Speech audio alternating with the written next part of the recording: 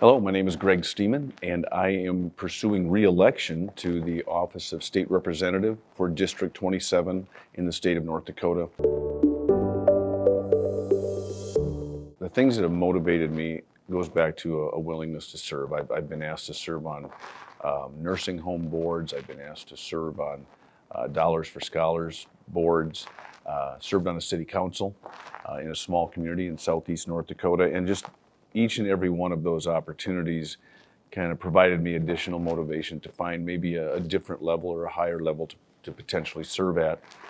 As I mentioned previously, the State Board of Higher Education and now the North Dakota House of Representatives.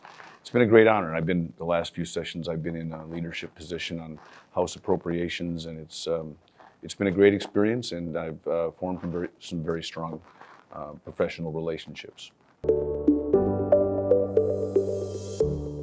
You know, I've always had a passion for public service.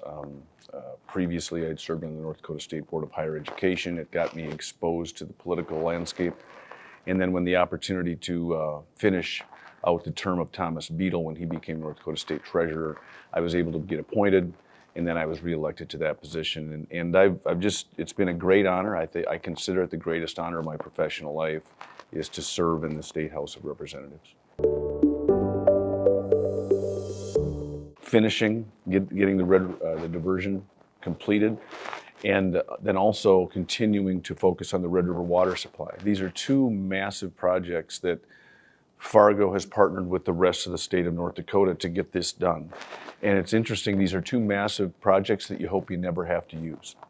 But we want to have them in place in case the worst case scenario takes place. And so those two things are incredibly important. Another thing that I think is incredibly important for our state is getting a natural gas pipeline from the oil fields to the eastern side of the state, where a third of our population sits, and we're going to have end usage, and that's going to allow us to monetize natural gas, North Dakota products, and everybody in the state will benefit from that. So those three things specifically, I want to see two of them completed. I want to see another one come to fruition, and I think we're moving in the right direction.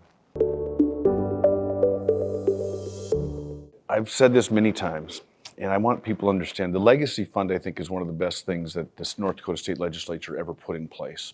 And I want people to understand there's a big difference between the Legacy Fund itself and the earnings that it generates. The Legacy Fund is continuing to grow. We are not hoarding money. We're putting that sovereign wealth fund in place so that in the future, a state that relies on volatile commodity prices, energy out west, ag in the central and eastern part of the state, that we have a fund that is going to continue to generate revenue to fund our state political process and the programs that our citizens rely on. So I want to see that Legacy Fund continue to grow, and I want to see us continue to use the earnings from that fund to benefit the citizens in North Dakota. This has been the greatest professional honor of my life. I take this role very seriously, and we're probably the most accessible state legislature in the country.